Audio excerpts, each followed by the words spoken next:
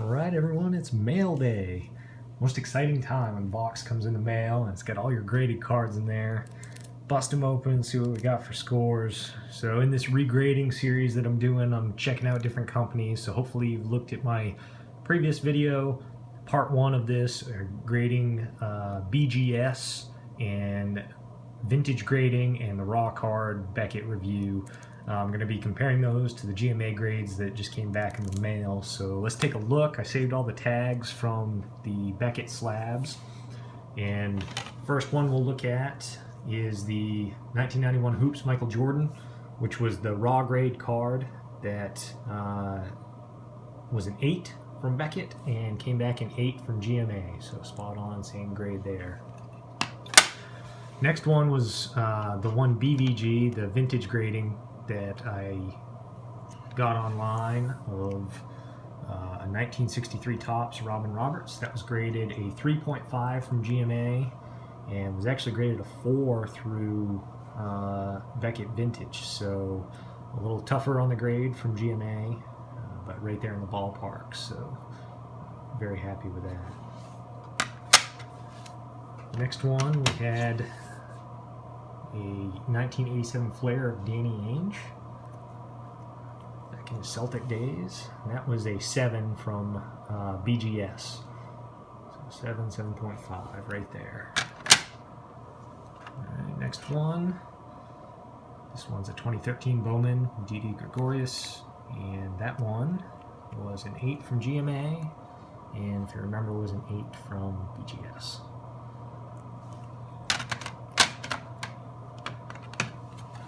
Carl Yastrzemski, 1982 Flair, 8.5 from GMA, and that one was a 7.5 from BGS. So one full score higher. Alright, this was one of the cards. If you remember my last video, I called out two. There was this and the Star of Larry Bird. And this one was graded a 6 by Beckett. All these cards, when I took them out of the Beckett slabs, I looked them over very thoroughly, and this one jumped out at me because I could not find a thing wrong with this card. The centering seemed pretty good, certainly within the parameters of GMA for a gem mint, and I couldn't find anything wrong with the card, front or back. I put it under light, checked all the edges, so I do not believe that 6 was a sufficient grade for this card. I think it was much higher. Is it a gem mint?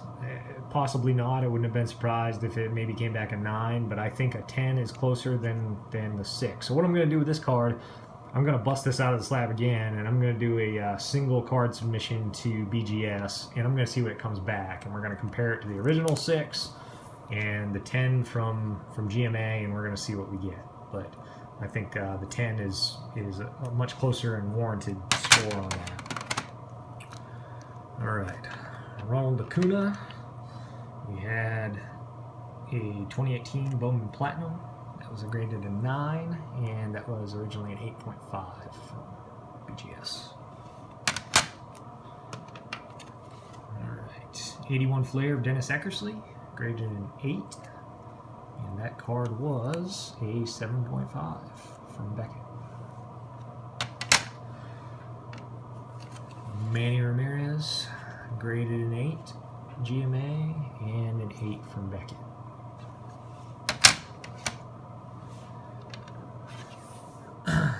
Pedro, 8.5, was originally graded an 8 from BGS. Alright. This one, Randy Johnson, graded a gem mint 10, and that one was an 8 from BGS. So obviously the centering is off, you can see that, but GMA felt it was in their parameters, so they gave it the gem mint. Corners are great on this card. I couldn't find anything wrong with the surface, so I'll take the gem mint on that. The last one was the Larry Bird Star card, graded a 4.5, and the Star card came back in the card saver sleeve like this. So I actually messaged them asking their reason for not grading this, since I know Beckett started grading the Star cards and I actually talked with the owner, Alan. It's the first time I've had a conversation with him, but he let me know that they do not grade star cards because of the rumors that swirl of the printing plates being stolen and cards being reproduced and the inability to tell the difference. There's been a lot written online. You can look that stuff up. PSA still won't grade them, still won't grade the star cards, but Beckett does, and GMA, they have chosen not to grade those just due to the fact that if they are reprinted from those original printing plates, there's not a good way to tell the difference between a reprint and original, so they choose to steer away from those. So what I did is went to the computer and I punched in all the data here, and you can see all the grades. There was the one card, which was the 63 of Robin Roberts, that graded a 3.5, which was actually a tougher grade than the Beckett. And then all of the others were either equal to or more stringent grader on the BGS side, but not by much. You can see the variance down there is 0.77, so overall less than a full grade difference between GMA and Beckett. And the one thing that I will do on here, just because I don't believe that Benetendi is a good sample card, I'm gonna zero both of those out, and you see that takes it down to a 0.45 variation. And like I said, I am gonna send that back in to Beckett, and I'll let you all know in a video update how that comes back. But if you want to look at it without the Benetendi included, and obviously not the Larry Bird included because I didn't get a grade on that, you're looking at a 0.45 variant, and you know, that's a good sample of 10 cards there. Give you a glimpse of how Beckett grades versus how GMA grades. I'll be honest, I wasn't